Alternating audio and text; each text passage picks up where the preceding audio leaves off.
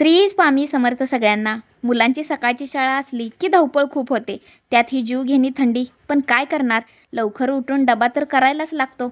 मग म्हटलं मटकीची उसळ करून घेऊ. तसं तर आम्ही चहा पित नाही, पण थंडीमुळं पर्यायच नाही, त्यामुळं थोडा घ्यावाच लागतो. आणि हा माझा मोठा पोपट बघा किती शहाणा आहे. स्वतःचं तर आवरतोच, पण लहान भावाचंही आवरतो. आत्तापासून एवढा समजूतदार झालाय.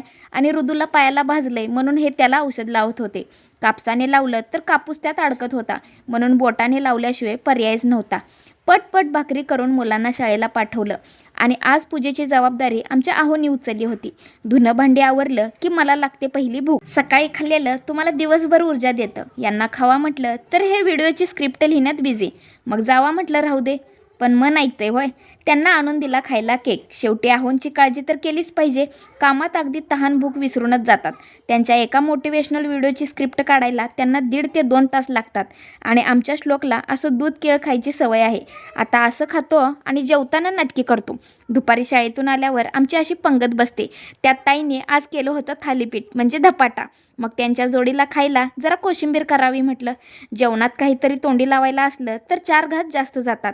आणि हा पोचा घेतला ते बरंच झालं, यामुळे फरशी पुसायचा ताप वाचला. संध्याकाळी कोबी घेतला, कारण काही दिवसांपूर्वी आमच्याकडे एक काका आले होते. त्यांनी आम्हाला त्यांच्या कंपनीचे मसाला वापरण्यासाठी दिले होते. त्यात कोबी मंचुरियन इन्स्टंट पीठसुद्धा होते. म्हटलं करून बघू. यात फक्त आपल्याला कोबी लहान चिरून घ्यायचा आणि त्यात हा अमृत मसाला घालायचा. बाकीच्या कोणत्याही गोष्टी तुम्हाला घालायची अजिबात गरज नाही. असे मळून फक्त कढईत तळून घ्यायचं आणि एवढ्यात कोबी मंचुरियन तयार.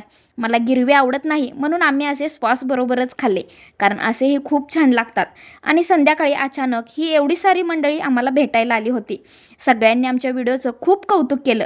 ट्रिपवरून खास आम्हाला भेटायला आमच्या घरी आले होते. खरंच सगळ्यांना भेटून खूप छान वाटलं. असंच सर्वांचं प्रेम राहू दे. चला तर भेटू पुढच्या व्हिडिओमध्ये. श्री स्वामी समर्थ.